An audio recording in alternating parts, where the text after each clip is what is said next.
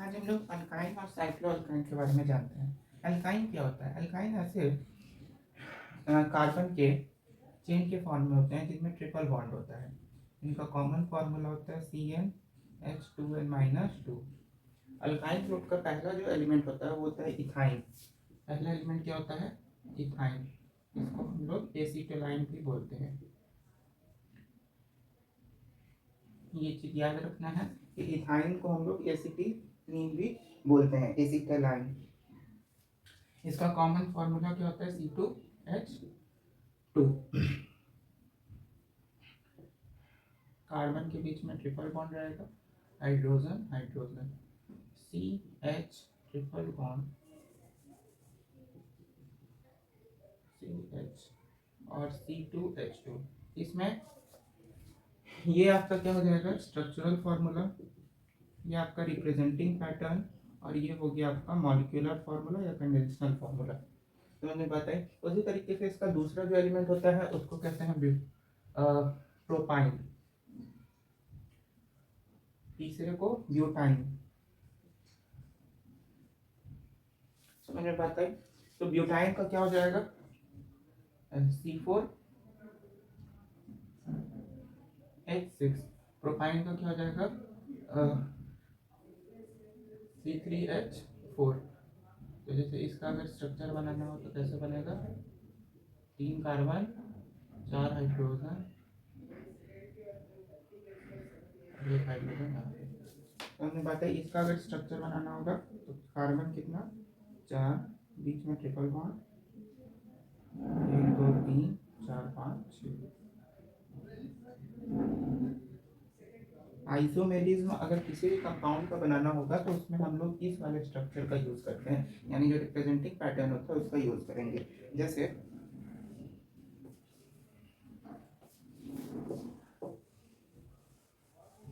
अगर हमको C5H8 का बनाना है, आइसोमेरिज्म जो भी बनाते हैं जैसे C5H8 का अगर आइसोमेरिज्म बनाना है तो उसमें हमेशा याद रखिएगा कि जो रिप्रेजेंटिंग पैटर्न होता है उसी का यूज करेंगे। जैसे carbon carbon carbon carbon, 5 carbon हो गया।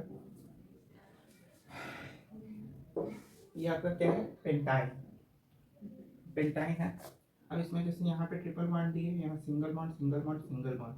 तो हमेशा जैसे हाइड्रोजन को अब इसमें जब फिलअप करेंगे इसके आइसोमेरिज्म पहला बनाने के लिए, जब हाइड्रोजन को फिल करेंगे तो कभी भी हाइड्रोजन को ऐसे करके फिल, ऐसे अगर ऐसे फिल नहीं करेंगे। फिल कैसे करेंगे? हाइड्रोजन को हमेशा ऐसे फिल करना है। इसमें देख रहे हैं कि इसके लिए कितना हाइड्रोजन रिक्वायर्ड है? 3, तो CH3। इसके लिए CH2। इसमें हाइड्रोजन की जरूरत नहीं, इसके लिए 1, तो CH। अब टोटल गिन भी सकते हैं, 1 2 3 4 5 6 7 8। 8 हाइड्रोजन है और 5 क्या है? कार्बन है। समझ बात आई? तो हमेशा आइसोमेरिज्म बनाने में हाइड्रोजन को फिलिंग ऐसे नहीं करना है। जैसे 10th क्लास में हाइड्रोजन का फिलिंग हम लोग ऐसे करते थे, तो ऐसे हाइड्रोजन को फिल नहीं करना है। हाइड्रोजन को फिल हमेशा ऐसे इस पैटर्न में करना है। आइसोमेरिज्म जब भी करना है किसी का भी अल्कीन का, अल्काइन का, अल्केन का, हमेशा ये पैटर्न फॉलो करना है। कौन सा पैटर्न? जो रिप्रेजेंटिंग पैटर्न होता है किसी भी कंपाउंड का।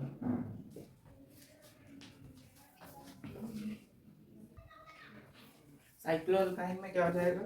जैसे साइक्लो अल्कीन का बताए थे, साइक्लोहेक्सीन, साइक्लोब्यूटीन, उसी तरीके से इसका क्या हो जाएगा नाम? साइक्लोहेक्साइन। इसका नाम क्या हो जाएगा? साइक्लोब्यूटाइन। समझ में बात आ रही है? Cyclo alkyne, cyclo alkyne. अब इसका अगर हम लोग ध्यान से देखें तो कार्बन, ये ऐसा स्ट्रक्चर है। अगर हमको ट्रिपल बॉन्ड जो है दो तरफ आता है, मतलब एक बार ये ऐसा अगर कुछ आता है कि इधर भी मेरे पास ट्रिपल बॉन्ड है और इधर भी ट्रिपल बॉन्ड है, यानी कि स्ट्रक्चर कैसा है? ऐसे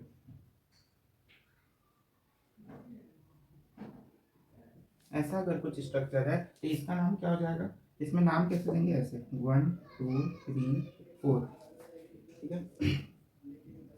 अब सबसे पहले ये देखो कि इसमें 1 पे है और इस पे 3 पे है। हमेशा जो है लोएस्ट को कंसिडर किया जाता है। तो इस पे ट्रिपल बॉन्ड जो है वो फर्स्ट पे आ रहा है, यानी ऐसे चल रहे हैं हम लोग। तो इसमें ट्रिपल बॉन्ड किस किस पे आ रहा है, फर्स्ट पे और 3 पे। और अगर ऐसे चलते हैं तो उसमें मेरा 2 पे आएगा और 3 पे आएगा।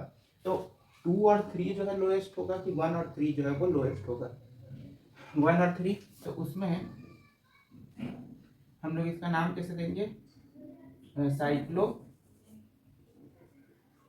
ब्यूट कितने पे है, 1 पे और 3 पे।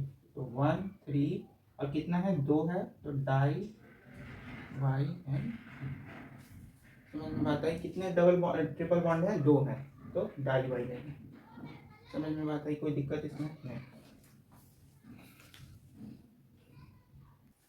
अब एक और इम्पोर्टेंट स्ट्रक्चर देखते हैं बेंजीन का। बेंजीन का फॉर्मूला क्या होता है, C6H6, और इसका शेप कैसा होता है, हेक्सागोनल शेप होता है। इसके दो स्ट्रक्चर बनते हैं। एक स्ट्रक्चर में अगर आप क्लॉकवाइज जो है डबल बॉन्ड देने स्टार्ट करें, यानी डबल बॉन्ड इस साइड दें, फिर सिंगल बॉन्ड, फिर डबल बॉन्ड, फिर सिंगल बॉन्ड, फिर डबल बॉन्ड, फिर सिंगल बॉन्ड, तो ये क्लॉकवाइज डायरेक्शन में डबल बॉन्ड दे रहे हैं। और इस फिगर में एंटी क्लॉकवाइज डायरेक्शन में डबल बॉन्ड दिया जा रहा है। इसका जो नाम है, इसका नाम क्या हो जाएगा, साइक्लो हेक्स डबल बॉन्ड। कहाँ कहाँ रहा है, 1 पे, 3 पे और 5 पे, 1 3 5 ट्राई ENE। इसमें डबल बॉन्ड देखोगे तो सेम जगह पे ही आएगा, 1 पे, 3 पे और 5 पे। तो साइक्लो हेक्स 1 3 5 ट्राई ENE। अब दोनों में नाम सेम आ रहा है, लेकिन बॉन्डिंग का जो स्ट्रक्चर है वो अलग है। दोनों जो स्ट्रक्चर है वो है बेंजीन के, और दोनों का नाम भी सेम आ रहा है, लेकिन दोनों में जो बॉन्डिंग करने का तरीका है वो अलग है। एक में क्लॉकवाइज डायरेक्शन में है, एक में एंटी क्लॉकवाइज डायरेक्शन में है। तो इस चीज को सॉल्व करने के लिए क्लॉकवाइज और एंटी क्लॉकवाइज दोनों डायरेक्शन को समझ जाने के लिए कि इसका स्ट्रक्चर क्लॉकवाइज भी हो सकता है, एंटी क्लॉकवाइज भी हो सकता है, इसको समझने के लिए सर्कल को लाया गया। क्योंकि हम बताए भी थे सर्कल को अगर क्लॉकवाइज चले या एंटी क्लॉकवाइज चले, इसमें पता चल जाएगा, सर्कल से ये पता चल जाता है। मतलब बेंजीन का स्ट्रक्चर अगर प्योरेस्ट कोई स्ट्रक्चर होता है तो वो ये वाला होता है। This is the purest structure of benzene. जिसमें सर्कल जो है anti clockwise direction of bonding and clockwise direction of bonding दोनों को रिप्रेजेंट करता है आपका सर्कल। इसलिए ये जो है ये आपका प्योरेस्ट स्ट्रक्चर हो जाता है बेंजीन का। नोट कर लो, शेप कैसा होता है, हेक्सागोनल। अब जानते हैं फंक्शनल ग्रुप्स को। फंक्शनल ग्रुप्स ऐसे ग्रुप होते हैं जिनका खुद का